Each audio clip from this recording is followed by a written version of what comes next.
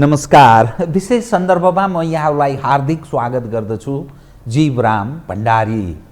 आज यहाँहरू सामुने उपस्थित हुनुहुन्छ नारायणमान बिजुक्छे रोहित, नेपाल मजदुर किसान पार्टीका उहाँ अध्यक्ष हुनुहुन्छ।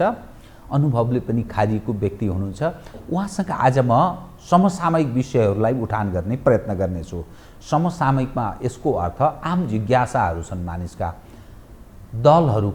कतिपय दलहरूका महाधिवेशन सम्पन्न भए, नेतृत्व चयन भयो। यो महाधिवेशन सम्पन्न हुने र नेतृत्व चयन हुने विषय आम जन, नेपाली जन र समग्र मुलुकका लागि के अर्थपूर्ण रह्यो यो एउटा विषय। त्यसै गरी निर्वाचन प्रणाली र हाम्रो राजनीतिक नेतृत्व, लोकतन्त्रको कुरा गर्छौँ, पछिल्लो परिवर्तनका कुरा गर्छौँ। यी समग्र विषयहरूलाई आज म नारायणमान बिजुक्छेसँग विषय उठान गर्ने यस मानेमा कि नेपालको परिवर्तन छिटो छिटो समयमा हरेक 10-10 वर्ष जस्तो अवधिमा भएको विगतको त्यो इतिहास छ। तर जति पनि राजनीतिक परिवर्तन हुन्छन् ती जनका, आम मानिसका ती आशाहरू क्रमशः निराशामा परिणत हुने र फेरि अर्को फड्को मार्नुपर्ने नेपाली जनका लागि त्यो बाध्यात्मक अवस्था बनेको छ। त यस्तो स्थितिमा विकल्पहरू छन् भने के विकल्पहरू छन् यावत विषयमा उठान गर्ने प्रयत्न गर्नेछु। सर्वप्रथम म उहाँलाई स्वागत गर्छु। स्वागत छ यहाँलाई। धन्यवाद। अब म सिधै विषयमा कहाँ प्रवेश गरेँ भने विभिन्न राजनीतिक दलका महाधिवेशन सम्पन्न भए। एमालेको सकियो पहिलो, ओलीजीलाई फेरि लालमोहर ला, अर्को 4-5 वर्ष उहाँ फेरि अध्यक्ष हुनुभयो। गौरव गर्नुभयो। धेरै मानिस म कहाँ उपस्थित भए मेरो पार्टीमा। त्यसकारण यो शक्तिशाली छ। नारायण नदीको किनारमा उभिएका अनुहार हेरेर हामीभन्दा बलियो कोही छैन भन्ने सन्देश प्रवाह गर्ने उहाँले प्रयत्न गर्नुभयो। त्यसपछि राष्ट्रिय प्रजातन्त्र पार्टीको कमल थापाजीलाई ठेगान लगाइदियो, राजेन्द्र लिङ्गदेनले ठेगान लगाइदिनु भयो। अब काङ्ग्रेसको महाधिवेशन भर्खर सम्पन्न भएको छ। शेरबहादुरजी फेरि केही समयका लागि 5 वर्षलाई उहाँ पार्टीको सभापति हुनुभयो। नेकपा माओवादी केन्द्रको राष्ट्रिय सम्मेलन हुँदैछ। यी समग्रमा यही महिनामा हुँदैछ र यो जो महाधिवेशन र सम्मेलन हुँदैछ, यस्ता सम्मेलन र महाधिवेशनले दिनु के पर्थ्यो, के दियो, यसबाट नेपाली जन र नेपाल राष्ट्रका लागि लाभ वा घाटा के भयो भन्ने यहाँको ठम्याइ छ। यसलाई कसरी बुझ्नुपर्छ नेपाली जनले? कृपया म यहीँबाट सुरु गरेँ। सबभन्दा पहिले अब महाधिवेशन भनेको सङ्ख्याको आधारमा प्रतिनिधिहरू बोलाउने हो र त्यो महाधिवेशनले पार्टीको नाउँ फेर्न सक्छ, सिद्धान्त फेर्न सक्छ, झन्डा फेर्छ, सबै रद्दबदल गर्न सक्छ। त्यसले शक्तिशाली महाधिवेशन सबभन्दा भनेको त्यो हो। सम्मेलन भनेको केन्द्रीय समिति र हरेक जिल्लामा जहाँ उनीहरूको सङ्गठन छ त्यो जिल्लाको एक-एकजना प्रतिनिधि ल्याएर गर्नेलाई सम्मेलन भन्छ। सम्मेलनले महाधिवेशनको कुरोलाई बदल गर्न सक्दैन, तर त्यसलाई सहयोग गर्ने सबै निर्णयहरू त्यसले गर्न सक्छ। र महाधिवेशन र सम्मेलनमा फरक, महाधिवेशनले 5 वर्षभित्रमा सिंहावलोकन गर्छ। तिनीहरूले कस्तो भयो, के गरियो, नेतृत्व कस्तो रह्यो, समग्रमा के भयो, पार्टीको नीति ठिक छ कि बेठिक छ कि, सरकारमा गएको भने सरकारमा देखाएको प्रदर्शन ठिक भयो कि भएन, कहाँनिर बिग्रियो चुक्यो, संशोधन के गर्नुपर्ने, सिंहावलोकन नै भन्छ नि। अब यसपालिको यी अहिलेसम्मको जो महाधिवेशनहरू भए त्यसमा सिंहावलोकन भएको थिएन। हाम्रो दर्शन, सिद्धान्त, विचार, नीति ठिक छ कि छैन, 3-4 वगेर एक शब्द बोलेन। सैद्धान्तिक वैचारिक कुरा छुँदै छैन। व्यावहारिक कुरा पनि त भएन, के पनि भएन। खालि मान्छे चुन्ने, चुनावमा मात्रै भयो।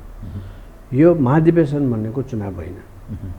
जस्तो कि उदाहरणको निम्ति यदि कम्युनिस्ट पार्टीको, साँच्चै कम्युनिस्ट पार्टीको हो भने महाधिवेशन हुनुभन्दा 1-2 महिना पहिले नै एउटा नयाँ दस्तावेज त्यो केन्द्र समितिले पास गरेर जहाँ उनीहरूको सङ्गठन हुन्छ त्यो ठाउँमा पठाउँछ। त्यसमा के नयाँ कुराहरू विषयमा सिंहावलोकन गरेको हुन्छ, त्यसको पक्ष विपक्षमा ती जिल्लाबाट अब त्यसमा भोटिङ भएर यो कुरो ठिक, यो कुरो बेठिक भनेर त्यसरी आउँछ। चुनावको कुरा आउँदैन त्यसमा। अनि महाधिवेशनमा आएपछि जुन जुन कुरा त्यहाँको पार्टीहरूले निर्णय गरेर आएको छ त्यसमा उनीहरू छलफल गर्छन्, अडान लिन्छन्। अनि के कुरो पास भयो त? हिजोका सबै कुराहरू गलत भए भन्ने कुराहरू पनि त्यहाँ भोटिङ हुन्छ। त्यो त्यही पास भयो भन्दाखेरि हिजोका सबै नेताहरू त्यो विचारका मानिसहरू निर्वाचित हुँदैन, नयाँ निर्वाचित हुन्छ। सिद्धान्तको आधारमा, दर्शनको आधारमा, विचारको आधारमा चुनाव हुन्छ। अब अहिलेको तीनटा पार्टीहरूकोमा त केही फरकै छैन, के हो त्यसकारण यो महाधिवेशन के हो भने महाधिवेशन नभनिकन चुनाव भनेको भए भिन्नै कुरो थियो। महाधिवेशन जस्तो भएन। महाधिवेशन सैद्धान्तिक कुरै भएन त्यो विषयमा। त्यसकारण त्यो छलफलै भएन त्यहाँनिर। त नेपाली जन र खास गरी राष्ट्रका लागि यसले केही दिँदैन भन्ने रूपमा त्यसरी बुझौँ। अब कुनै सन्देश गएन, नयाँ चिज केही आएन। तिनीहरू नै हुन्। हिजो जे थियो प्रधानमन्त्री, अब जस्तो कि ओली चाहिँ प्रधानमन्त्री हुनुहुन्थ्यो, अब उहाँ पार्टीमा जित्यो, फेरि अर्को जेनरल इलेक्सन भयो भने उहाँ नै प्रधानमन्त्री हुने भयो, कुरो त एउटै भयो, नयाँ कुरो केही पनि छैन। त यहाँलाई नि म अलिक फरक ढङ्गले नि, जस्तै यदि सरकारले ठिक काम गरेन भने राज्यका प्रमुख 3 अङ्ग कार्यपालिका, व्यवस्थापिका, न्यायपालिका यी तीनैले पनि ठिक गरेन काम भने सरकारलाई पनि र तीनैवटा समग्र अङ्गलाई ठिक ठाउँमा ल्याउने काम प्रमुख प्रतिपक्षको मूलत हुन्छ र नागरिक समाजको पनि त्यो खालको दबाव सर्जकको भूमिका निर्वाह गर्नुपर्छ। तब मात्रै त्यो देशमा प्रजातन्त्र, लोकतन्त्र या अरू खाले जे नामतन्त्र पनि सफल हुन्छ। नत्र सरकार निरङ्कुश हुन्छ, जे पाए त्यही गर्छ, जनताले दुःख पाउँछन्, राष्ट्र अवन्नतिमा जान्छ, उन्नतिको सट्टा अवन्नति हुन्छ, बाह्य हस्तक्षेप हुन्छ, तन्नम जनताको रूपमा रूपान्तरित हुन्छन् भनिन्छ नि। त यो प्रमुख प्रतिपक्षको र प्रतिपक्षको भूमिका चाहिँ कस्तो रह्यो त यो लोकतन्त्रको सबलीकरणका लागि? यो एज अ होल जो दृश्य यहाँले बताउनु भयो, महाधिवेशनहरू भए, चुनाव मात्रै भयो, त चुनाव गराउने भने अब भइहाल्थ्यो, किन महाधिवेशन गराएको? राजनीतिक सैद्धान्तिक विषय कुनै छलफल हुँदैन, खालि नेतृत्व चाहिन्। काङ्ग्रेसको त्यही भयो, एमालेको त्यही भयो, राप्रपाको त्यही भयो। सम्मेलन भने त त्यो बेतुको झन् त्यो चाहिँ उही पार्टीको आन्तरिक अवस्थाको लागि मात्रै हो, त्यो आम चासोको विषय नै होइन, जुन ढङ्गले यहाँले भन्नुभयो।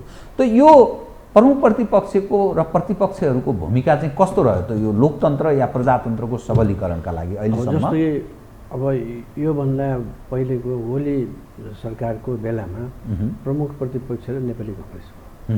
नेपाली कङ्ग्रेसले केही गर्दै गर्दैन, उसले प्रमुख प्रतिपक्षको भूमिकै निभाएन, खालि भागभण्डामा हिस्सा लिने भयो, त्यति भयो। अब प्रजातन्त्रको एउटा राम्रो पक्ष भनेकै प्रमुख प्रतिपक्ष दलको भूमिका हो है।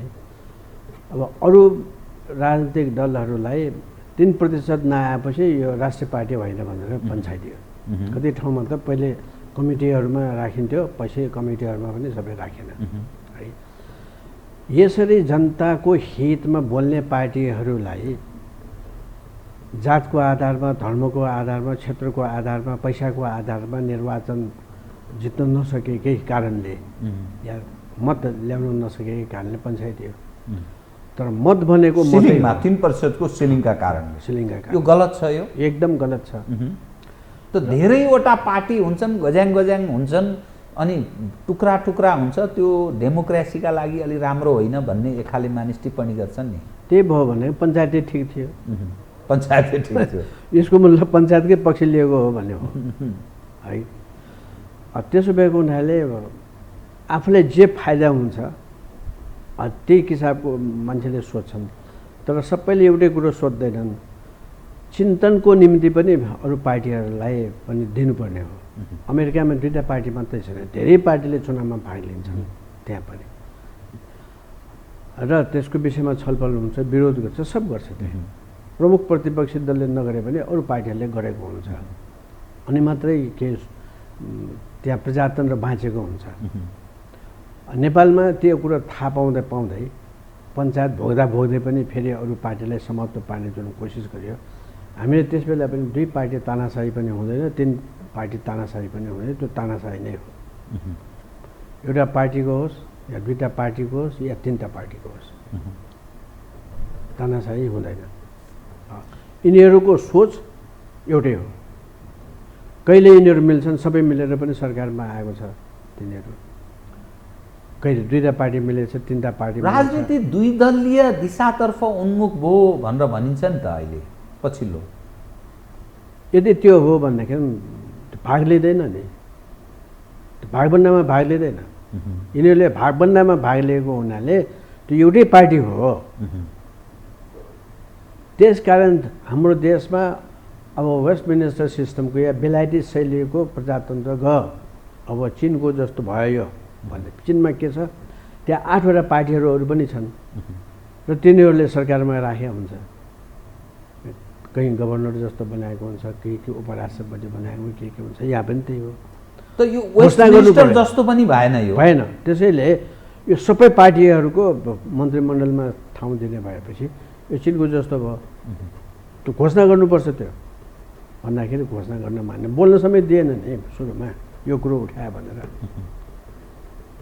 किनभने काङ्ग्रेस र एमाले पनि सरकारमा गएपछि हामीले विरोध गऱ्यौँ।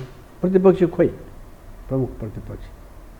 अब हुँदा के भयो भने जो प्रतिपक्षको भूमिका खेल्न सक्दैन, सानो पार्टी छ, उसलाई ल्याएर प्रधानमन्त्री बनाइदियो। अहिलेको सभामा त्यो कसै प्रजातन्त्र भयो? कहाँको प्रजातन्त्र भयो? सानो पार्टी देशको प्रधानमन्त्री भयो। प्रमुख प्रतिपक्षको चाहिँ यस्तो अवस्थामा कस्तो भूमिका छ अहिले एमालेको भूमिका चाहिँ कस्तो छ नेकपा एमाले? अब उसले त यो सरकारै मान्दैन, त्यसैले संसदलाई पनि मान्दैन। त्यसको कारण के होला भनेर हामीले सोच्दाखेरि अब न्यायपालिकाको आँगन नै पार्लियामेन्ट त होइन। पार्लियामेन्टको पुनर्स्थापना गरिसकेपछि प्रधानमन्त्री कसले चुन्यो भने पार्लियामेन्टले नै चुन्छ। यदि त्यस कुरालाई विरोध गरिएन भने, भोलिदेखि कसैको बहुमत आएन भने संयुक्त सरकार बनाउनु पर्ने भने संयुक्त सरकारमा आउनु नमान्ने मान्छेले या पार्टीले गएर अदालत गुहार्ने भयो। अदालतमा फेरि पुरानै नजिरलाई देखाइदिने भयो नयाँ मान्छेलाई। ल यो मितिमा यति बजे राष्ट्रपतिले यसलाई प्रधानमन्त्रीको शपथ ग्रहण गराउनु भनेर गरिदियो भने के गर्ने? आदेश दिने, परमादेश के गर्ने? संविधान कहाँ गयो? त्यसकारण गर्नै नहुने कामहरू यिनीहरूले गरेको हुनाले हामीले सुरुमै यो गलत भयो। यसमा मूलत अदालत दोषी कि तत्कालीन प्रमुख प्रतिपक्षीहरू दोषी, जसका कारणले अदालतले प्रधानमन्त्री चयन गर्ने, नियुक्त अदालतले सर्वोच्च अदालतले गर्ने, अनि राष्ट्रपति केही गर्न नसक्ने, किम कर्तव्य विमुखको अवस्थामा रहने, यो को दोषी हो? यो मूलत यसमा सबभन्दा पहिले त पार्टीहरू दोषी छन्। पार्टी भनेको तत्कालीन एमाले, तत्कालीन प्रधानमन्त्री केपी ओली पनि दोषी कि अरू मात्रै दोषी भन्न खोज्नु? अब यदि देशमा प्रधानमन्त्रीलाई काम गर्न दिएन अथवा विदेशी आक्रमणको सम्भावना भयो या केही त्यस्तो जस्तो कि इमर्जेन्सी लगाउनु पर्ने स्थिति देखियो भने संसदलाई विघटन गर्न सक्छ। त्यसले प्रधानमन्त्रीलाई त्यो राइट हुनुपर्छ। राइट छ, त्यो प्रेरोगेटिभ राइट हुनुपर्छ र छ अरू देशमा। यदि त्यसो भएन भने देशमा अप्ठ्यारो हुन्छ, शासन राम्रोसँग चल्दैन। अब इजरायलमा त 3 चोटि त संसद विघटन गरेर नयाँ चुनाव गर्यो नि त, है, उदाहरणको निम्ति। त्यसकारण यहाँ पनि त्यो गर्न सक्थ्यो। तर आफ्नै पार्टीका अहिले दुईटा दल बन्यो, तिनीहरू गएर धर्ना बस्यो, अरू सबै गयो, त्यो काम गर्यो। न्यायपालिकाले जुन गर्नुहुने थियो उसलाई दिएको अधिकार होइन थियो। प्रधानमन्त्रीले संसद विघटन गर्न पाउनुपर्छ? पाउँछ। पहिले पनि गरेकै हो। त्यो अदालतलाई त्यो हिम्मत कहाँबाट आयो र कम्युनिस्ट राजनीति गरेका हौँ भन्ने जो विश्वास गर्नेहरू बिचको यो बेमेल, यो झगडा र काङ्ग्रेसको नेतृत्वलाई ग्रहण गर्दै सरकारमा जाने जुन चरित्र देखियो नि, यो के हो त? यो के स्थिति हो? यो कम्युनिस्टहरू कम्युनिस्टै रहेन। त्यो त मैले पहिले नै सदनमा 25 वर्ष अगाडि नै बोलेको हो। कम्युनिस्ट रहेन, कम्युनिस्ट साथी रहेन। हतियार हथौडा छ, पार्टीका नाम कम्युनिस्ट छन्, मार्क्स, लेनिन, स्टालिन, एङ्गेल्सको पिक्चरहरू राख्छन्, माओका पनि राख्छन्। त्यो चाहिँ के गरे? त्यो त टिका लगाउँदैमा त्यो धार्मिक हुन्छ भन्ने छैन कि। त्यस कारणले अब त्यो त सिम्बल हो, त्यो त हरेक किसानको घरमा हुन्छ, जहाँ पनि हलो हुन्छ त्यस्तै हो, त्यो देखावटी मात्रै छ। त्यस कारण तिनीहरूलाई कम्युनिस्ट भनेसम्म तपाईँ त्यो पोइन्टमा छलफलमा त्यो तपाईँ आउन सक्दैन, पहिलो कुरा। दोस्रो कुरो, प्रमुख प्रतिपक्षी दल जसलाई अधिकारै छैन सार चलाउने, किनभने उसको पार्लियामेन्टमा बहुमत छैन भने अदालतले भन्नेमा उसले स्वीकार गर्नुहुन्छ, त्यो पनि हुँदैन। मेरो बहुमत छैन, म जान्न, त्यो भन्नुपर्छ। जस्तोको उदाहरणको निम्ति इन्डियामा पनि बहुमत नभएपछि कङ्ग्रेसलाई सरकार बनाऊ भने मैले बनाउन भने मानेन नि है, चरण सिंह भयो त्यसपछि। त्यसो भएकोले जानुहुने थिएन, प्रमुख प्रतिपक्ष सरकारमा जानुहुने थिएन। यसको निकास भनेको चुनावै ठिक थियो, चुनावै ठिक थियो। अब जुन स्थितिमा फसेको छ नि, संसदको अधिवेशन आह्वान भएको छ, प्रमुख प्रतिपक्ष एमाले यथास्थितिमा कुनै हालतमा सदन चल्न दिने पक्षमा छैन। जबसम्म सभामुखले 2 सवाल, सभामुख अग्निप्रसाद सापकोटाले कि त एमालेका व्यक्तिहरू जो नेकपा यस समाजवादी भए माधव नेपालको नेतृत्वमा, तिनलाई कारबाही गर्नु पर्यो। जसरी लेखराज भट्ट, टोपबहादुर रायमाझीहरूलाई संसदबाट जसरी उनीहरूको संसद नरहने स्थिति हैसियतमा पुर्याइयो, त्यसै गरी उनीहरूलाई पनि कारबाही हुनु पर्यो। अन्यथा हामी सदन चल्न दिँदैनौँ। एक वा सभामुख अग्निप्रसाद सापकोटाले राजीनामा गर्नुहोस्, अर्को सभामुख ल्याउनुहोस्, त्यसपछि सदन चल्न दिन्छौँ, अन्यथा चल्न दिँदैनौँ भनेर संसद अवरोध गरेको स्थितिमा सदन चल्न सक्दैन। सरकार लोक कल्याणकारी राज्य र अभिभावकीय भूमिका निभाउन सकिरहेको छैन भन्ने कुरा गरिब, दिनदुखी, बेरोजगार सारा तन्तबिजोग अवस्था छ देशको। विदेशीहरूको चलखेल छ। एमसिसीको सवालमा निर्णय गर्न सक्दैन। कालापानी लिपुले लिम्पियाधुराको त्यो सीमा अतिक्रमणको विषयमा मौनता साधेर बसेको छ। यावत तपसिलका विषय छन्। न्यायपालिकाको कन्तबिजोग छ। कार्यकर्ता भर्ती केन्द्र र न्यायपालिकाका ती जसलाई न्यायाधीश भनेर भनिन्छ, न्यायाधीशहरू उप हजारौं प्रश्नहरू उठेका छन्। बिचौलियाका कुरा छन्। न्यायाधीशहरू जुलुस लिएर हिँडेका छन्, त्यसका सहयोगीहरू अनेकौं धन्दा गरे। यी यावत जो दृश्य देखिन्छ, यो अभिभावक विहीन जस्तो कहीँ न कहीँ भ्याकुम क्रिएट भएको छ, रित्तोपन छ यो देशमा। त्यसैले केही न केही यथास्थिति चल्दैन भन्ने अर्थ लाग्छ। अब के हुन सक्छ त? उपाय के हुन सक्छ? सबभन्दा पहिले त विवेकले काम गरेन, विवेकले काम राजनीतिक पार्टीहरूले। किनभने 3% नआएपछि त्यसलाई राष्ट्रिय पार्टी नै नगर्ने भइसकेपछि विवेक कहाँ गयो? अब यस्तो सबै 3% भन्दा माथिका पार्टीहरूको बुद्धि हेर्नुहोस् त अहिले। त्यसकारण त भेडा बाख्रा होइन जनता। प्रजातन्त्र भने भेडा बाख्राको, मूर्खहरूको शासन गराउनुहुन्न। त्यसकारण विवेकले काम दिनुपर्छ। त्यो 3% को कुरा नहटाएसम्म, त्यसलाई फेरि रड्डीको टोकरीमा नफालेसम्म यिनीहरूको बुद्धि ठाउँमा आउँदैन।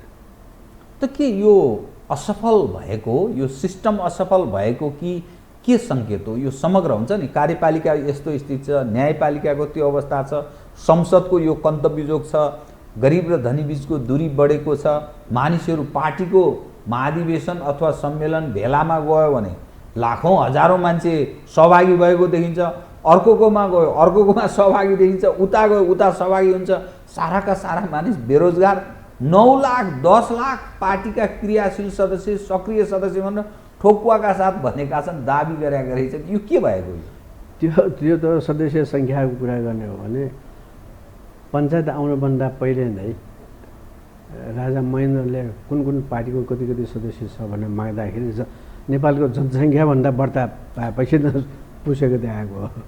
जनसङ्ख्याभन्दा बढी चाहिँ पार्टीका सदस्य, नक्कली कामकाज।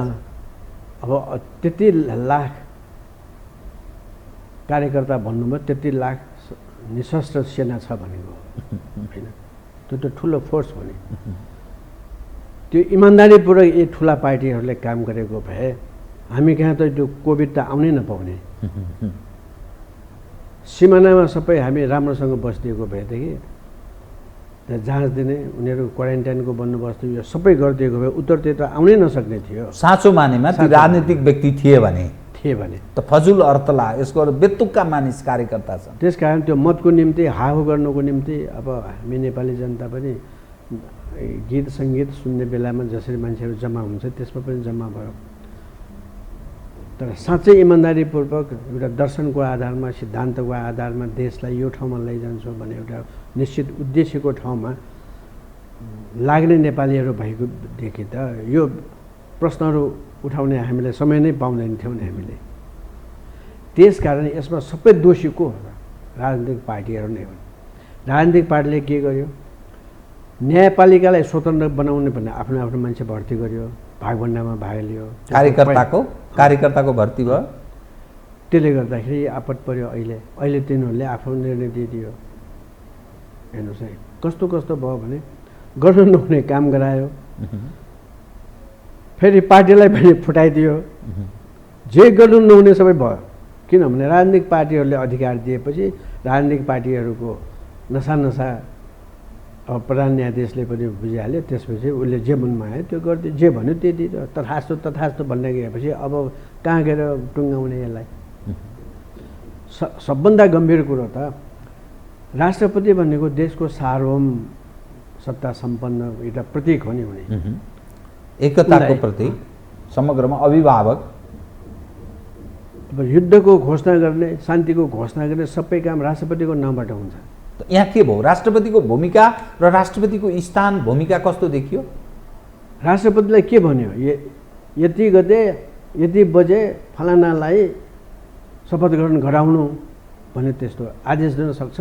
परन्तु राष्ट्रपति निरीह भयो, बेतुक बनाउने प्रयत्न भयो। राष्ट्रपतिलाई अपमान भयो। हाम्रो देशको सोभरेन्टीमाथि नै हमला गर्यो। त्यो गलत कुरा हो। यदि साँचो मानेमा अलिक कडा राष्ट्रपति भइदिएको भए सेनालाई बोलाउँथ्यो र न्यायाधीशलाई आदेश गरेर ल्याउँथ्यो। त्यस्तो भन्नुहुन्छ र यति हो राष्ट्रपति भनेको। त्यसकारण संविधान त कता गयो। सामान्य शब्दमा पनि हामी संसद सदस्यहरूलाई पनि त मान्ने यस्तो गर्नु होला भनेर भन्नुपर्नेमा राष्ट्रपतिले त कता पुर्याइदियो। त्यसकारण एक ठाउँमा गल्ती भएपछि ह्युमन सिभिलिटी खेलेपछि तलसम्म पुग्छ। भएको चाहिँ त्यो हो। यसमा सबभन्दा दोषी राजनीतिक पार्टीहरू नै हुन्। अब के छ त? विकल्प के छ त? जुन दृश्यको यहाँले बताउनु भयो नि, यता पनि बिग्रेको छ, उता पनि बिग्रेको छ। राज्यका सम्पूर्ण संयन्त्र प्यारालाइज भएको छ। त उपाय के छ अब?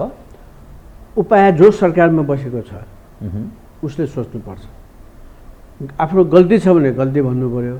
ऊ सोच्दैन। ऊ के छ भने सत्ता छोड्ने पक्षमा यहाँका दलहरू छैनन् र कोही पनि प्रतिपक्षमा बस्ने चाहना राख्दैन नेमकिपालाई बाहेकै। नेमकिपा अवसर आउँदा पनि त्यो सत्तामा गएको छैन। त्यसकारण मैले यो ठोकुवाका साथ भनिरहेको छु, प्रतिपक्षमा बस्ने चाहना कसैको छैन। वास्तवमा प्रजातन्त्रको सौन्दर्य भनेको राम्रो प्रतिपक्ष नै हो। यसकारण अहिलेका राजनीतिक पार्टीहरू कम्युनिस्ट त हुँदै भएनन्, यिनीहरू समाजवादी पनि होइनन् र वेस्टमिनिस्टरको प्रजातन्त्र पुँजीवादी प्रजातन्त्रका समर्थक पनि होइनन्। यिनीहरू सामन्ती संस्कारका हुन्। आफूले सत्ता पाएपछि चलाउने अधिकार होस् नहोस्, राम्रो होस् नहोस्, केही मतलब छैन यिनीहरूलाई। जस्तो कि एउटा उदाहरण दिन्छु, एमसिसीले सार्वभौमिकतामाथि नै हनन गर्छ। हाम्रो देशको सार्वभौमिकतामाथि नै त्यसले खण्डन गर्छ कि त्यस्तोलाई बुझ्दै नबुझ्ने मान्छेलाई राजदूत बनाइदिएको छ, मन्त्री बनाइदिएको छ। विदेशमा गएर जसले जे भने त्यसमा सहयोग गरेर आइदिएको छ। यस्ता पनि फेरि पिछलोहरू छन् बुद्धिजीवी भन्नेहरू। अमेरिकाको इतिहासै नबुझ्ने बुद्धिजीवीहरूलाई यो एमसिसी भनेको त सैनिक सङ्गठन होइन भनिदिन्छ।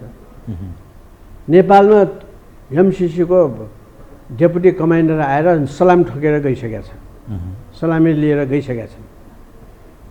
विदेशमा बस्छ कि स्वदेशमा बस्छन् कि ती बुद्धिजीवी भन्नेहरू। त एमसिसी आयो भने चाहिँ के हुन्छ? एमसिसी आयो भने अमेरिकन सेनालाई बास उसले चाहेपछि बास दिने भयो। निश्चित फरकै पर्दैन त्यसमा। किनभने दक्षिण यो एसिया अनुदान मात्रै हो, यसलाई सेनासँग जोडेर हेरिनु हुँदैन भन्ने यहाँले भनेकै कथित बुद्धिजीवीहरू, खास गरी नेपाली काङ्ग्रेस बढी यसको वकालत गरिरहेको छ। खड्ग ओलीजी पनि हिजो प्रधानमन्त्री भएको बेला पास गर्ने पक्षमै हुनुहुन्थ्यो। अब अहिले प्रचण्डजी र माधवजी राजनीतिक कारणले जो जनउभार एमसिसीको खिलाफमा छ त्यसका कारण अलिक तर्सेको जस्तो देखिन्छ। अन्ततोगत्वा राजनीतिक दलहरू अमेरिकी सहयोगलाई या एमसिसीलाई ग्रहण गर्ने सवालमा धेरै विमति राख्दैन, तर राजनीतिक आन्तरिक जनको विमतिका कारण तर्सेको जस्तो देखिन्छ। होइन, उहाँलाई अब यसो हेर्दाखेरि हिजो सर्वदलीय बैठकमा हाम्रो साथीहरू पनि जानुभएको थियो। अब यसो हेर्दा प्रधानमन्त्रीज्यूले साँचो कुरा बताएका छैनन् र हाम्रा नेताहरूले पनि राम्रोसँग बुझ्दैनन् र हेर्दैनन्, अल्छी छन्। र एमसिसी सैनिक संस्था होइन, त्यसले केही गर्दैन, राम्रो छ, त्यो अनुदान मात्र हो भनेर जसले जसले भनेका छन् तिनीहरूले या त अमेरिकाको इतिहासै थाहा छैन, अहिलेको वर्तमान स्थिति पनि थाहा छैन। अमेरिका भनेको सेनाको आधारमा बसेको छ, हतियार बेचेर लडाइँ गराएर कमाउने व्यापारी हो, लडाइँका सौदागर हो। त्यसकारण नेपाललाई गर्न खोजेको त्यही हो। हिजो अफगानिस्तानमा उपद्रव गर्यो, अब नेपालमा गर्नेवाला छ तिनीहरू।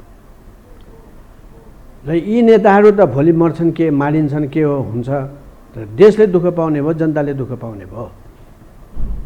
त्यसकारण हामीले विरोध गरिरहेको हो। यो बुद्धिजीवीहरू भनेर जति भनेका छन् एमसिसीका समर्थकहरू, या त तिनीहरूले विदेशी पैसा खाएका छन्, होइन भने उसले बुझेकै छैनन्, एजेन्ट हुने यिनीहरू। जसले सही गरेर आए त तिनीहरू इमान्दार होइनन्। जस्तो कि उदाहरणको निम्ति एउटा शर्मा भने पहिले योजना आयोगको उपाध्यक्ष पनि भयो, शङ्कर शर्मा, डाक्टर शङ्कर शर्मा। उसको विरोधमा पहिले 3 किस्ता भारतका लागि प्रस्तावित राजदूत, त्यसको विषयमा 3टा लेखहरू आएका छ पहिले नै, 20 वर्ष अगाडि नै। काम नलाग्ने मान्छे होइन, भ्रष्टाचारी हो, यो सबै आयो। त्यो बिचमा कहिले छानबिनै भएन, पत्रिकै हेर्दैन कि के हो, उसलाई लाज पनि लाग्दैन। मैले सुनेको अनुसार जसले उसलाई पठायो त्यस्तो पदमा आधा पैसा त्यो पार्टीलाई दिन्छ। यही उसको योग्यता हो भनेदेखि त सिधिहाल्यो। स्थिति त्यस्तो भयो, गएर सही गरेर आइदियो त्यसले। त्यो विषयमा जनताले 10 वर्षसम्म त कसैले बोलेन। संसदले पास नगरोस्, संसदले पास गराउने पक्षमा थिएन तिनीहरू। जब अमेरिका आफैले होइन संसदले पास गर्नुपर्छ, नेपाली ताल ठिक छैन भनेर उनीहरू लाग्यो, अनि पछि त्यो कुरा आएको। नत्र गुपचुपसित यिनीहरूले काम गर्थ्यो। तपाईँको दृष्टिकोणमा के त एमसिसी जसरी पनि पास गराउँछन् त्यो खेल छैन? अब हामी त्यसको विरोधमा छौँ। देश र जनताको हितमा हुँदैन त्यसले। जसरी पनि पास गर्नु भने जसरी पनि नेपाललाई समाप्त पार्ने हो। जस्तो कि उदाहरणको निम्ति भट्टराईजी, हाम्रो बाबुराम भट्टराईजीले मैले सही गरेको भन्ने उहाँले मान्नुभएको छ।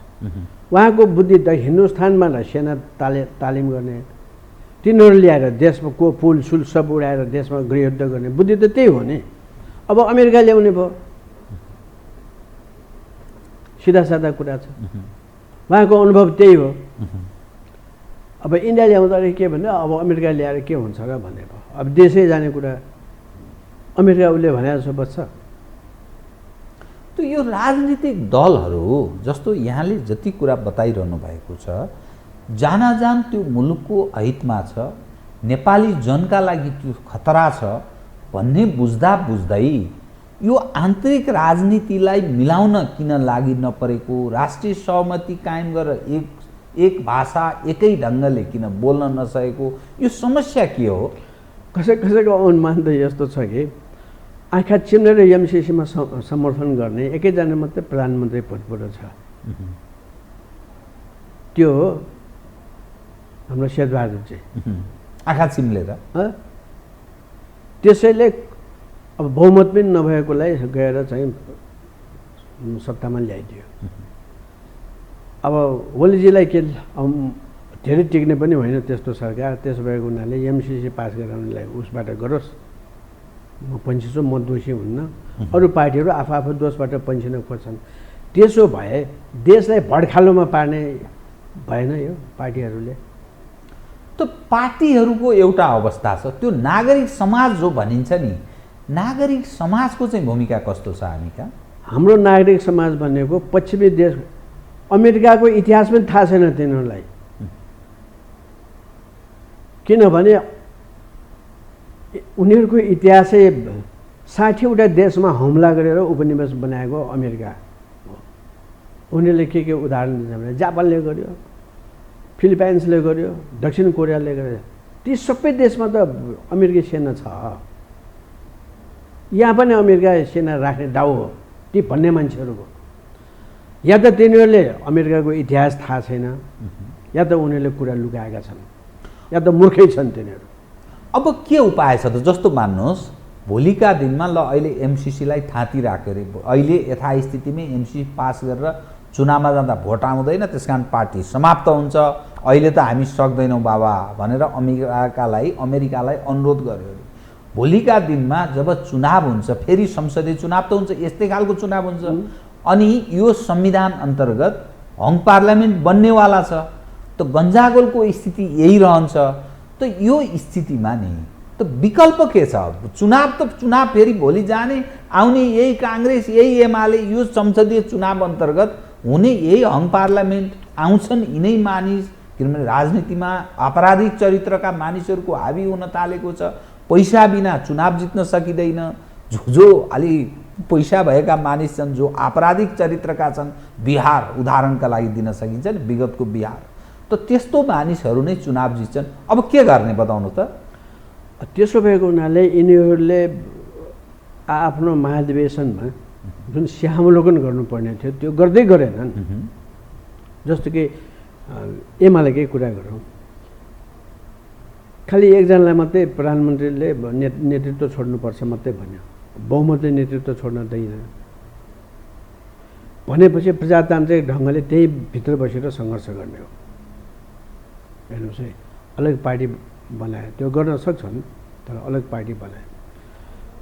अब त्यसो भए त्यो ओलीजीको अहिलेको पार्टीभन्दा यिनीहरू के कुरामा फरक छ त? सिद्धान्तमा, नीतिमा, दर्शनमा, केमा? त्यो आएन बाहिर है। त्यसरी नै अहिले नेपाली कङ्ग्रेसमा त फेरि त्यही अध्यक्ष, पुरानै अध्यक्षलाई ल्याइदियो, एक दुईजना अब युवाहरूलाई पनि ल्याइदियो। तर युवाहरू आउँदैमा त्यो पार्टीको सिद्धान्त के बदलिन्छ? त्यसो भए त बदलेको सिद्धान्त हाम्रो बदल्यो भन्नुपर्ने हो। अब बिपी कोइरालादेखिको समाजवाद हामीले छोड्यौँ भन्नुपर्ने भयो, या त्यसमा हामी अडाउँछौँ, हिजोसम्म गाड्न सकेन हिजोको नेतृत्वले, अहिले हामी गर्छौँ, अब समाजवाद हामी ल्याउँछौँ भन्नु पऱ्यो। के पनि भनेको छैन। त्यसरी अमेरिकाकै उनीहरूले उदाहरण दिने हो भने रुजवेल्ट त 4 चोटि राष्ट्रपति बनेका छन्। युवा पनि भयो, बुढा पनि भयो, सबै छ। युवा र बुढाको कुरा छ नि, विषयवस्तु के हो, उद्देश्य के हो, त्यसमा निर्भर गर्ने कुरा हो। अब त्यसो भएको हुनाले यहाँ त खालि हाहु गरेरै युवा मन्त्रीहरूले गल्ती गरेका छन् नि त। यहाँ पनि जस्तै उदाहरणको निम्ति गिजाबाबुको छोरीलाई नै मन्त्री बनाइदिए, लाउडा काण्ड आए, फेरि अफ्रिकाको सुडान काण्ड आए, अनि पासपोर्ट काण्ड आए, विभिन्न काण्डहरू आए। विदेशीहरूले जे भन्छ त्यही गर्ने हो। विदेशीहरूले त महिलाहरूको विषयमा जोड दिने र युवाहरूले जोड दिने काम गरेछ। युवाहरू ट्रेन्ड, युवाहरू हामीसँग छन् भने ठिकै छ, त्यो राम्रो कुरा हो। होला एक दुईजना होला, एक दुईजनाले सबै कुरो निर्णय गर्दैन। एक दुईजनाले संसार बदल्न सक्छ, सरकार ठिक गर्न सक्छ, देश ठिक गर्न सक्छ भन्ने कुरो साँचो होइन। धेरै जनता, राम्रो जनता भएपछि मात्रै एकजना राम्रो नेता बन्छ। पहिले जथा राजा तथा प्रजा भन्थ्यो, अहिले त्यस्तो होइन, जथा प्रजा तथा राजा।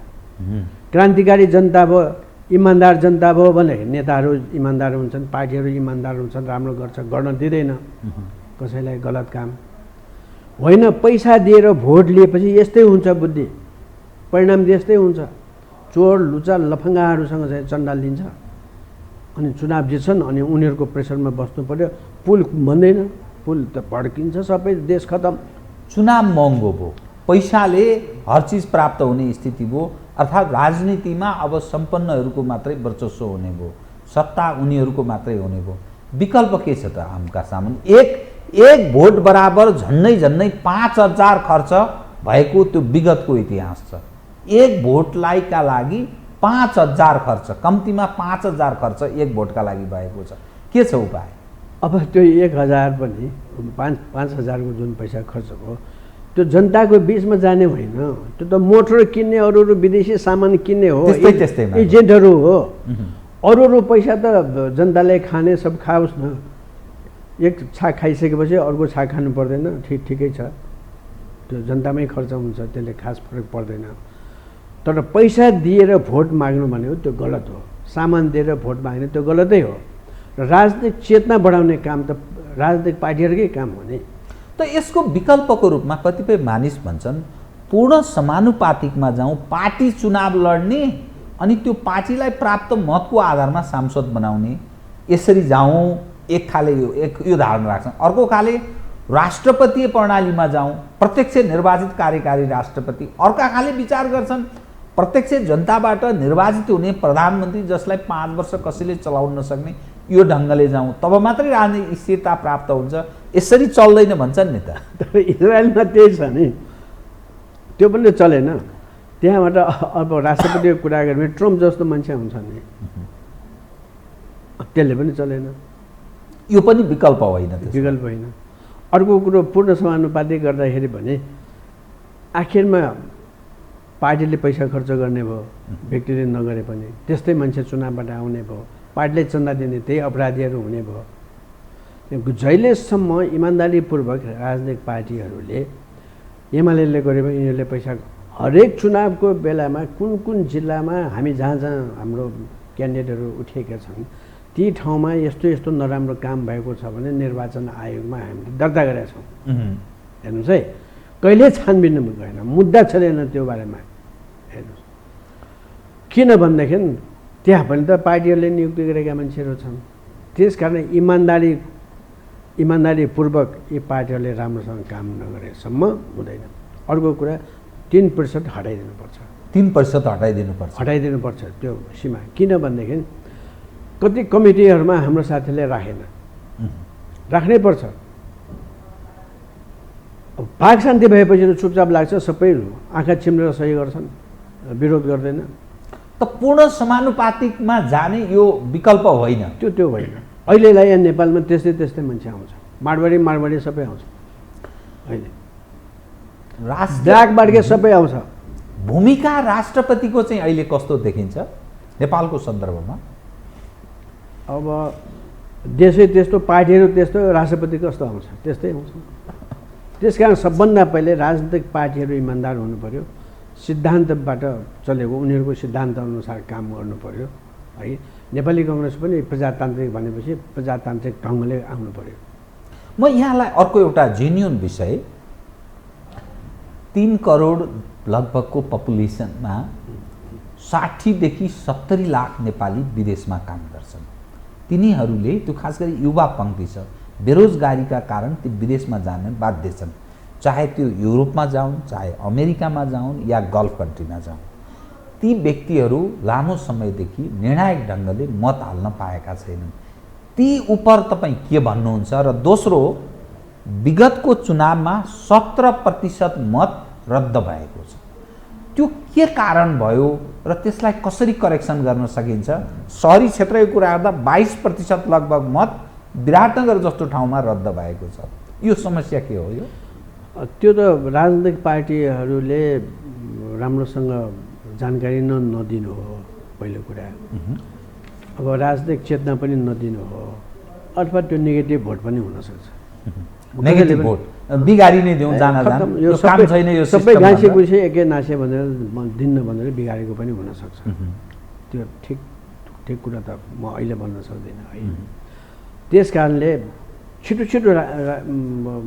चुनाव सिद्ध्याउने भन्ने कुरा गलत हो।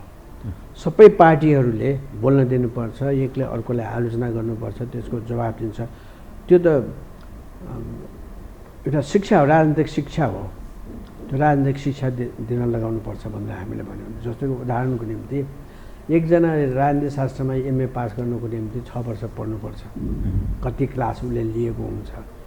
त्यसैले हाम्रो जनतालाई निरक्षर जनता कति छन्, अघि अलिअलि मात्रै साक्षर पनि छन् भने तिनीहरूले 1 महिनासम्म त्यो चुनावको माहौलमा नेपाली कङ्ग्रेसले हामी ठिक छौँ भनेछ, एमाले बोल्दैछन्, उनीहरूलाई नेपाली कङ्ग्रेसले आलोचना गर्नेछन्, अरूले आलोचना गर्नेछन्। त्यसले राजनीतिक कक्षा सञ्चालन जस्तै हुने भएको हुनाले त्यो प्रचार अभियान मार्फत राजनीतिक चेतना दिनुपर्छ। त्यसकारण पैसा खर्च गर्ने होइन। त्यसरी अब अहिलेको अखबारहरू हेर्दाखेरि राजनीतिक पार्टीको अब जो यिनीहरूले महाधिवेशन गरेछ तिनीहरूको मात्रै धेरै छ। अब त्यो मान्छेहरूको भोट छ के छ व्याख्या छैन, केही पनि छैन है। जित र हार आयो। अब युवकहरूले नै सबै कुरो गर्ने हो, सिद्धान्त चाहिँदैन र एकचोटि एउटा एनजिओहरूले युवकहरूको बारेमा नयाँ पुस्ता आउनुपर्छ के भनेको बारेमा अब कति साथीहरूले त्यस बेला सबभन्दा युवक भनेको क्यास्ट्रो हो भनेर गइदियो। होमा गइदियो। हेर्नुहोस् है, फिडेल क्यास्ट्रो। यसले के थाहा पाउँछ भने अहिले चिलीमा युवक आयो, किनभने त्यो त आन्दोलनबाट आएको मान्छे हो। त्यसकारण युवक र नयुवक होइन कि त्यसले विषयवस्तु बुझेको हुनु पर्यो, त्यो इमान्दार हुनु पर्यो, विचारको हिसाबले उमेरसँग दाम राजनीतिलाई उमेरसँग केही मतलब छैन। मन्त्री भयो, केही 1-2 वर्ष अगाडि मन्त्री भएका छन्, गर्नु नहुने सबभन्दा पहिले ती मन्त्रीहरू युवकहरूले नै गरे। छाया कम्प्लेक्समा उनीहरूले लुकेर गएर उद्घाटन गरिदिए। त्यो त सार्वजनिक जग्गा हो, हेर्नु पर्दैन तिनीहरूले। युवक हुँदैमा हुन्छ, लाउडा साउडा त सबै युवकैले गरेको हो नि। त्यसकारण मुख्य कुरा उसले के गर्छ भन्ने कुरा हुन्छ। उसको विचार के हो भने पुँजीपति वर्गले ल यो प्रजातन्त्र चाहिन, हामीलाई पञ्चायती चाहिन्छ अथवा राजै चाहिन्छ भने एउटा युवाले बोलिदियो। यो युवकले भनेको हुनाले यो ठिक छ भन्नु मिल्छ? त्यो विवादरहित हुन्छ त्यस्तो कुरा। त्यसकारण पत्रकारहरूले पनि अब कसैको अब इसाराले गरियो कि भन्ने पनि हुन्छ। त्यो होइन, त्यो युवकले के बोलेको छ, उसले के गर्नु खोजेको छ त्यसमा पनि ध्यान दिनुपर्ने। ऊ कुन सिद्धान्तका पक्षपाती हुन् भनेर यसरी जानुपर्ने, गइरहेको छैन। फेरि पनि गल्ती हुने सम्भावना धेरै। विदेशमा बस्ने नेपालीको हकको चाहिँ तपाईँले जवाफ दिनुभएको छ। अब त्यसमा उनीहरूले सबैको भाषण सुनेको हुँदैन, आँखा चिम्लेर उनीहरूले मत दिने हुन्छ। त्यो अब त्यहाँ गएर कतिले त गलत प्रचार गरिदिए होला, के होला। त्यो प्रचार अब 1 वर्ष अगाडिदेखि नै प्रचार गर्ने हो मात्रै हुन्छ, त्यो नत्र हुँदैन। यत्तिकै विदेशमा बस्ने नेपालीलाई मतदानको अधिकार दिनु हुँदैन। त्यसरी उनीहरूलाई थाहा हुँदैन। उनीहरूलाई राजनीतिक चेतना नेपालको विषयमा आन्तरिक राजनीति थाहा नै छैन, किन थाहा दिनुपर्छ। त्यो थाहा दिएपछि हुन्छ। अनि यो जुन खर्च छ नि, यो नेपालको आन्तरिक राजनीतिमा जुन ढङ्गले खर्च छ, सामान्य मानिस अब यथास्थितिमा चुनावमा लड्न पनि सक्दैन, हिम्मत पनि गर्दैन, जित्ता पनि जित्दैन भन्ने दृष्टिकोण मानिसले बनाउन थाले। खर्च पनि यति ठुलो खर्च, जस्तै उदाहरणका लागि यो म कुनै डकुमेन्टको आधारमा भनिरहेको छु, यो दस्तावेजमा त्यो उल्लेख पनि छ। 48 सालको निर्वाचनमा 11 करोड मात्रै खर्च गरेको छ, यो निर्वाचन आयोगले गरेको खर्च। 64 सालमा 3 अर्ब खर्च गरेछ निर्वाचन आयोगले, 70 सालमा 5 अर्ब गरेछ, त्यस्तै 74 सालमा 8 अर्ब गरेछ स्थानीय तहको निर्वाचनमा मात्रै। अनि त्यही फेरि त्यो स्थानीय तहकै निर्वाचनमा प्रदेश र सङ्घको निर्वाचनमा 11 अर्ब गरेछ। यो मात्र निर्वाचन आयोगले। तर सुरक्षाको समेत जोड्दाखेरि 22 अर्ब उसले 74 सालमा खर्च गरेको देखाउँछ।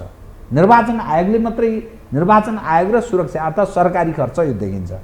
समग्रमा झन्नै 1 खर्बको हाराहारीमा एउटा चुनावमा खर्च हुँदो रहेछ। यो यस्तो महँगो जो चुनाव प्रणाली छ, यो थेग्न सकिन्छ? त्यो त विदेशी सामान किन्ने त्यस्तो कारणले पनि भएको हुन्छ र स्वाभाविक रूपले माल सामानको भाव बढेर या मुद्रास्फीति भएर पनि भएको हुन्छ। यो विषयमा सबै व्याख्याहरू आइसकेपछि मात्रै ठिक र बेठिक भन्ने हुन्छ। तर पैसा खर्च नगरेर अब पैसा अब कर्मचारीलाई खटाउनु पर्यो, सबै गर्नु पर्यो, अब कागजको खर्च गर्नु पर्यो, कर्मचारीलाई त्यो त स्वाभाविक रूपले खर्च हुने भयो। तर त्यो पैसा विदेश नगएपछि त्यसले खास फरक पर्दैन देशको अर्थतन्त्रमा। अब सवाल म यहाँसँग अलिकति अलग ढङ्गले म कार्यक्रमको अन्त्यतिर रेज मोटरको निम्ति बाहिर एकदम महँगा मोटरहरू किन्यो भने चाहिँ त फजुल खर्च भइरहेको छ। फजुल खर्च त्यसलाई रोक्नु पर्थ्यो। यो समग्र जो दृश्य देखिन्छ नि, राजनीतिक दलहरूप्रति अविश्वास, गलत मानिसहरू नेपालको राजनीतिमा हाबी भएको त्यो घटनाले देखाउँछ। निर्वाचित अनुहार हेर्दै थाहा हुन्छ हरेक पार्टीका कस्ता मानिस चाहिँ महाधिवेशनबाट निर्वाचित भएर आएका छन्, के प्रयोजनका लागि आएका होलान् भनेर बुझ्न सकिन्छ। अब व्यक्तिको नाम लाजमर्दो के लिएर उपाय साध्य पनि भएन। त जुन स्थिति छ नि, यो हाम्रो राजनीति कहाँ जान लागेको यो? अब यसमा सबै दोष चाहिँ राजनीतिक नेताहरूले नै दिनुपर्छ है, किनभने अब सबै नीतिको राजा राजनीति नै हो, यसमा कुनै शङ्का छैन। तर नेताहरूले आफ्नो पार्टीलाई शुद्ध गर्नु पर्यो, आफू शुद्ध हुनु पर्यो।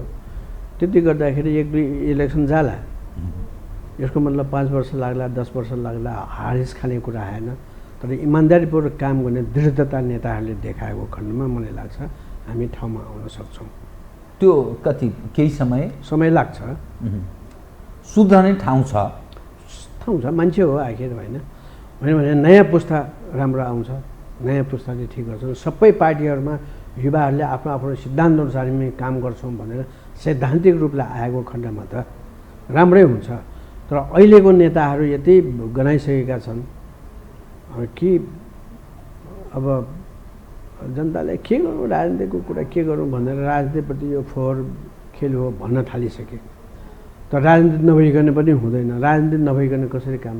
त राजनीतिमा यथास्थिति विकर्षण बढेको छ भने त्यसको तर यो हुलै हुल देखिन्छ नि त। फेरि जस्तो काङ्ग्रेसको महाधिवेशनमा यत्रा मानिस आउँछन्, सम्मेलनमा त्यत्रो उपस्थिति हुन्छ, एमाले त्यत्रो मान्छे जम्मा गर्छ, भेला गर्छ। हिसाबले गर्नुहोस् न, प्रतिशतको हिसाबले गर्दाखेरि 1-2% नहुन्छ त्यो 3 करोडमा। त्यो त कुन ठुलो कुरो भयो र? यहाँ त डबडबजा बनाएर यो एउटा चटके आए पनि मान्छे जम्मा हुने ठाउँ हो नि त। यो चटकेले पनि देखाउन सक्छ। सरकारी वेतनधारी, सरकारी भत्ता तलब सुविधा खाने मानिसहरू, कर्मचारी, शिक्षक, प्राध्यापक, विभिन्न क्षेत्रका अरू खाले समाजका व्यक्तिहरू जो सरकारी वेतनधारी छन् ती राजनीतिमा क्रियाशील छन्। यो विषयमा के भन्नुहुन्छ तपाईँ? यो विषयमा मान्छे राजनीतिक प्राणी भएको हुनाले राजनीतिक चिन्तन त उनीहरूसँग हुन्छ, त्यसलाई हामी रोक्न सक्दैनौँ। तर कर्मचारीहरू जो जस्तो कि निर्वाचनमा खटिएका कर्मचारीहरूले निश्चित पार्टीका भोटहरू इन्भ्यालिड गरिदिने, उनीहरूले मत अब भक्तपुरमै नेमुकिपाको खसेको मतभन्दा कम मत पायो त्यहाँ। कसरी भएपछि कर्मचारीहरूले उनीहरूले नेमुकिपाको मतमा चाहिँ बसिदिएको रहेछ। पछि होइन उठ्नु पऱ्यो भने उठ्यो सबै एमालेको कर्मचारीहरू। त्यस्तो गर्नुहुन्न, कर्मचारीहरूसँग विचार होला, एमालेलाई उसले मत दिएको होला, ठिकै छ उसले मत दियोस्, तर बदमासी गर्न पाइन्न। यो राजनीतिक होइन, अपराध हो एक प्रकारको। कर्मचारीहरू हामीले एउटा कुरा भनेका छौँ, सिंहदरबारको कर्मचारीले युनियन बनाउन पाउँदैन। युनियन बनाउन पाउँदैन, तर छ युनियन बनाउन पाउँदैन। बनाउने हो भने उसले राजीनामा दिनुपर्छ, सिधा कुरा। तटस्थ बस्नुपर्छ। यो सुध्रिन सक्छ, कसरी सुध्रिन सक्छ? हेर्नुहोस् त, एज अ होलमा त्यसो होइन, सबै राजनीतिक नेता र कार्यकर्ताले जेल दिन सक्ने सरकारले त्यो सिंहदरबार कर्मचारीलाई जेल दिन सक्दैन। त उसको सहयोगी छ, उसले आर्थिक सहयोग पनि गरिरहेछ, कार्यकर्ता भइरहेको, त्यही गल्ती पार्टीहरूकै गल्ती हो त्यो। त्यसमा उनीहरू तटस्थ बसेको भएदेखि यो उपद्रव हुने थिएन नि त। पार्टी गल्ती स्वीकार्न तयार भएन भने उपाय के छ, विकल्प के हुन्छ? चोरले मैले चोरेको होइन भनेपछि दोषी देखाउने हो। यो दोषी त कहाँबाट ल्याएको तिमीले भन, त पार्टीले नबनेर हुन्छ। कुनै अर्को ठाउँमा यो राजनीति नथेगिने, अर्को ठाउँमा प्रवेश गर्न सक्ने सम्भावना पनि तपाईँ देख्नुहुन्छ कि? अब जे गरे पनि भयो भनेदेखि त्यहाँ अराजकता बढ्ता अगाडि बढ्ने सम्भावना हुन्छ। देखिन्छ है, देखिन्छ। किन हुन, धेरै भएपछि त गुलियो पनि त तितो हुन्छ भने जस्तै नराम्रो परिस्थिति आउन सक्छ। यही रूपमा रहनुभन्दा निर्वाचनमा गएर एउटा विकल्प चयन गर्ने, विकल्पको खोजी गर्ने, त त्यही स्थिति रह्यो भने त फेरि मान्छेका सामुन्ने के विकल्प हुन्छ? भद्रकोले हुन्छ अराजक जसले जहाँ जहाँ जे गर्न सक्छ त्यो गरेर देखाउँछ नि त। अपराध बढ्छ त्यसले अरू देशमा पनि भएको छ नि। जस्तो कि अमेरिकामा बरोबर मान्छे मार्छ नि, त्यो के अर्थै छैन, किनभने त्यो बन्दुक दिएको हुनाले। यहाँ पनि अपराधीलाई हामीले सजाय गरेनौँ, जसले जे गरे पनि हुन्छ भनेपछि यहाँ पनि त्यस्तै हुन्छ। तपाईँलाई एक विषय उठान गरौँ, यो सरकारमा जाने सवाल उप नेमखिपा किन अलग भएर बस्छ सधैँ? तपाईँलाई प्रस्ताव नआएको पनि होइन, प्रस्ताव आएको सुनिन्छ। यसो होलमा अरू पार्टीहरू पनि त्यो प्रयत्न गरिरहेछन्। मोहन विक्रमजी उहाँको पार्टीका मानिस पनि भएका छन्। तपाईँहरू किन सत्ताभन्दा बाहिर रहने? सत्ताभन्दा नि सरकारभन्दा बाहिर रहने? हाम्रो एउटै धारणा छ, जनताले बहुमत जसलाई दिन्छ उसले सरकार चलाउने हो। जसले कम मत पाएको छ तिमीहरू अहिले सरकारमा नजान्नु भन्ने जनताको आदेश छ। हामी जनताको आदेश पालन गर्छौँ, त्यति हो। शेरबहादुरजीको प्रधानमन्त्रीत्व नि त्यसैले आलोचना अघि मैले गरिहालेँ, त्यो गर्नुहुने थिएन। म्यान्डेट प्रतिपक्षकै हो, तर के भन्छ अरूले मत दियो भन्ने हिसाबले मात्रै भयो, यो संयुक्त सरकार जस्तै भयो भन्ने मात्रै कुरा भयो, तर वास्तवमा त्यो ठिक थिएन। अब म त के भन्छु भने अरूले पनि त्यसमा चाहिँ खबरदारी गरेको छ। अब उहाँको धेरैचोटि प्रधानमन्त्री भयो, धेरैचोटि काण्डहरू पनि दोहोरिए, अनेक भए। यस्तो मान्छे मात्रै उहाँ हुनुहुन्छ जसले आँखा चिम्लेर एमसिसीमा सही गर्ने अनि हामी सबै चोखो बस्ने। त्यसरी गरेको भने यो पनि एक प्रकारको अपराध हो देशको निम्ति। व्यक्तिगत रूपले या पार्टीगत रूपले हामीले गरे होइन, फलाना प्रधानमन्त्रीले नेपाली काङ्ग्रेसले गर्यो भन्ने होला, तर जनताको आँखामा त लुक्दैन नि। यो पार्टीहरू बिचको विभाजन, एमालेको विभाजन अनि माओवादी केन्द्रमा पनि देखिएको विभाजन र मिलिजुली अनि मधेस केन्द्रित दलमा पनि विभाजन र सत्तामा राज्य सरकार सञ्चालनका सवालमा सबैको फेरि सहकारी, यो के को उपज हो, के दृश्य हो? अब यसमा त हामीले यो सिक्रेट डकुमेन्ट भन्ने किताबको अनुवाद तपाईँले पनि दिएछौँ हामीले। धन्यवाद। सोभियत युनियनको स्टालिनको पालामा संसारको सबभन्दा लौ अनुशासन भएको पार्टीमा त केन्द्रीय समितिका नेताहरू र मन्त्रीहरू समेत विदेशी गुप्तचर विभागबाट पैसा पाउँथे र साथसाथै तिनीहरूको पासपोर्टै गुप्तचरहरू विदेशी गुप्तचर संस्थासँग थियो। त्यो कुरो त्यसमा उल्लेख छ है। काउन्टर इन्टेलिजेन्स प्रयोग गरेको थियो त्यस बेला र नेताहरू पछि अदालतमा उनीहरूलाई जान सजाय भयो। आफ्नो देशै टुक्रा टुक्रा गरेर अरूलाई दिने कुरामा सम्झौता गरेको तिनीहरूले। हेर्नुहोस् है, देश पनि ठुलो सोभियत सङ्घ त्यस बेला। त्यसकारण हाम्रो देश त खुला सिमाना छ। कुन नेता कुन देशबाट सञ्चालित छ, कहाँको गुप्तचरबाट सञ्चालित छ भन्ने कुरो कसैलाई थाहै छैन। हाम्रो गुप्तचर विभागलाई थाहा होला, त्यो कुरो बाहिर आउँदैन। एकचोटि 22,000 त तलब खानेहरू छन्, दोहोरो तलब खाने छन् भने आएको थियो, तर उनीहरूको नाम आएन है। हाम्रो गुप्तचर विभागलाई पनि थाहा होला। अहिले काउन्टर इन्टेलिजेन्सको कुरो छ, अहिले छोडिदियो नेपालले, त्यो आउनुपर्ने थियो। त्यसकारण निर्मम हुनुभयो। अब डाक्टरले त्यो घाउ नचिरेपछि अब उसलाई दुख्ला भनेर घाउ चिरेन भने झन् रोग त झन् सिरियस हुन्छ नि। त यो पार्टीहरू बिचको विभाजन र यो सम्पूर्ण दृश्य हेर्दा विदेशीहरूको चल्लो खेल र विदेशीहरूका लागि काम गर्ने सूचना बेचुवाहरूको अखडा भयो। यो विदेशीहरूको चलखेल अखडा धेरै सम्भावना क्रीडास्थल। जस्तो कि उदाहरणको निम्ति प्रधानमन्त्रीहरूले के बुद्धिले काम गर्छ त्यो मलाई थाहा छैन। उत्तर सिमानामा त अब त पहिले बिपी कोइरालाको बेलामै सीमा सम्झौता भइसकेको थियो नि त। अब फेरि त्यसैलाई एकजना हुम्लाको नेपाली काङ्ग्रेसको कार्यकर्ताले के उपद्रव चिनले त हाम्रो देशमा आएर सीमा अतिक्रमण भयो यो भयो त्यो भयो भन्छ, त्यसको निम्ति आयोग बनाउँछ। एकजना पागल मान्छेले खराब मान्छेले गरेपछि तुरन्त आयोग खडा गरिदिनुहुन्छ। यस्तो यस्तो नचाहिने काम गर्ने। अब एउटा सन्धि सम्झौता अनुसार अब कोही टिबेटियनहरू आयो भनेर नेपालीहरू आखिर उनीहरूले आफूलाई टिबेटियन हामी भागेर आएको दलाई लामा कहाँ जाने भने उनीहरूले छोडिदियो। वास्तवमा तिनीहरू नेपाली। यस्ता कुराहरूले अमेरिकन एम्बेसीको त टोली नै फर्केको छ कि उनीहरूको त्यो सबै पोल खोलिदिएपछि। तर नेपाल सरकारले दियो। त्यसलाई पनि हाम्रो यो शेरबहादुर देउवा नै हुनुहुन्थ्यो प्रधानमन्त्री। त समग्रमा हामी बेइमानहरूको एउटा पकडमा त्यो स्थितिमा छौँ, मुलुक अप्ठ्यारो स्थितिमा, अपराधीहरूको घेरामा छौँ हामी, त्यो अप्ठ्यारो स्थितिमा। त्यसकारण हाम्रो पार्टीहरूलाई पनि शुद्ध गर्नुपर्छ। सबै खराब होइनन्।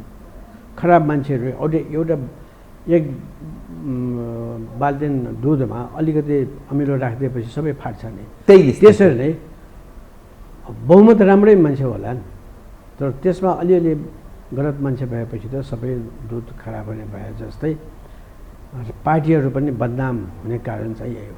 हस्, धन्यवाद छ यहाँलाई। धन्यवाद। आदरणीय दर्शकवृन्द, उहाँ हुनुहुन्थ्यो नारायणमान बिजुक्छे रोहित, अध्यक्ष नेपाल मजदुर किसान पार्टी। समसामयिक विषयलाई केन्द्रमा राखेर गरिएको कुराकानी। म सहित मेरो सम्पूर्ण युनिटलाई बिदा दिनुहोस्। यो हो टेलिभिजन, हेर्दै रहनुहोला। नमस्कार।